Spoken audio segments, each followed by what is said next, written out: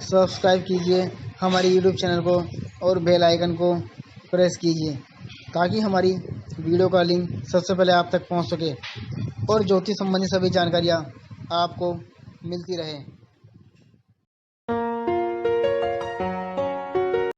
नमस्कार दोस्तों, स्वागत है आप सभी का हमारे इस यूट्यूब चैनल पर।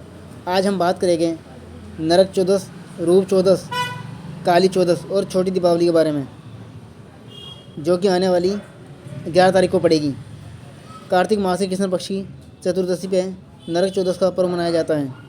नरक चौदस को ही जो है छोटी दिवाली कहा जाता है और नरक चतुर्दशी, रूप चौदस, काली चौदस आदि कई नामों से इसे जाना जाता है, क्योंकि ये जो है बड़ी दीपावली से एक दिन पहले छोटी दीपावली जो होती है उस दिन रूप चौदस जो इसे कहा जाता है। रूप का मतलब चेहरा, चेहरे को सौंदर्य बढ़ाने के लिए रूप चौदस, क्योंकि इस दिन प्रातःकाल जो उठकर स्नान करता है तो उससे जो है चेहरा निखर जाता है। और नरक चौदस इसको इसलिए कहा जाता है कि जैसे नरक में जो यातनाएं ना भुगतनी पड़े, क्योंकि नरक चौदस यानी कि यम का दीपदान का करने का महत्व इस दिन कहा गया है। तो यमराज जी के लिए एक दीवा जो है जलाया जाता है दक्षिण दिशा की ओर मुँह करके, क्योंकि यम तर्पण और यमराज जी का दिया जलाने का बड़ा महत्व कहा गया है।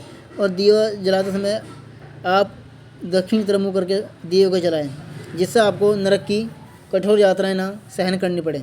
ये इसलिए किया जाता है तो क्योंकि इस दिन मृत्यु के देवता जो है यमराज जी, साथ ही माता काली, हनुमान जी और श्री कृष्ण जी की भी आराधना की जाती है, साथ साथ भगवान विष्णु जी की भी, क्योंकि कहते हैं कि इस दिन भगवान श्री कृष्ण जी ने कार्तिक मास के कृष्ण पक्ष की चतुर्दशी के दिन ही नरकासुर राक्षस का वध किया था और ऋषि मुनियों को उनके पाप से मुक्त करवाया था।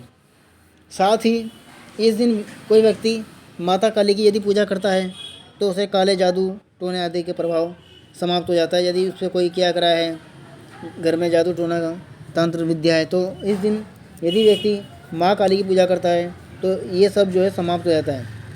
माता काली की पूजा जो है रात को की जाती है। रात को पूजा करने का बड़ा महत्व है, क्योंकि माता काली की पूजा करने से राहु और शनि के दोष से जो मुक्ति मिल जाती है। और ये जो तेल भयांग का है, यानी कि पूरे शरीर पर तेल लगाकर स्नान करने का जो समय रहेगा वो 12 नवंबर को रहेगा, क्योंकि जो चतुर्दशी है वो 11 तारीख को दोपहर को 1:58 प्रारंभ होगी, यानी कि 2 बजे चतुर्दशी। और चतुर्दशी की जो समाप्ति है वो 12 तारीख को दोपहर को 2:45 पर हो रही है। तो 2:45 पे जब होगी तो इसलिए,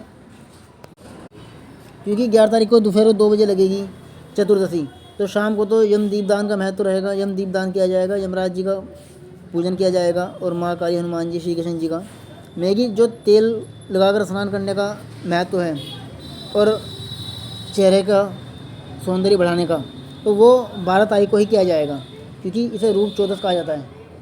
रूप चौदस के लिए जो 12 तारीख का उत्तम रहेगा समय।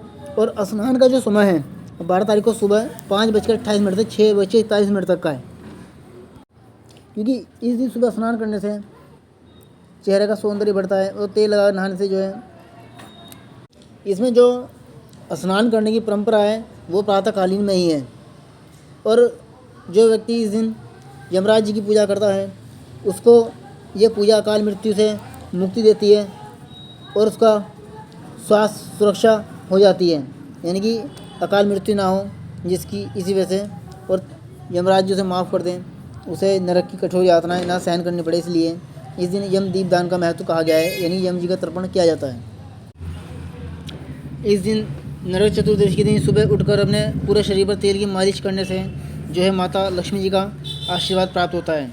ऐसा माना जाता है कि तेल में माता लक्ष्मी जी का वास होता है और जल में जो है माँ गंगा का, इसलिए तेल की मालिश करने के बाद उसके बाद स्नान करने से माँ लक्ष्मी और गंगा जी दोनों का आशीर्वाद व्यक्ति को प्राप्त होता है।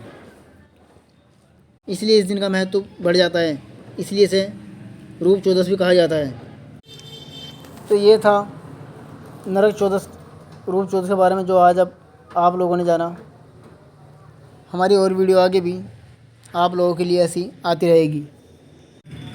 आप हमारी वीडियो को लाइक करें, चैनल को सब्सक्राइब करें, उसको शेयर भी कर दें, ताकि और लोग भी इससे जुड़ी हुई जानकारी ले लें। और यदि कोई बात आप हमसे पूछना चाहते हैं तो हमारे दिए हुए मोबाइल नंबर पर आप संपर्क कर सकते हैं। सभी जानकारी आपको विस्तार दी जाएगी। धन्यवाद।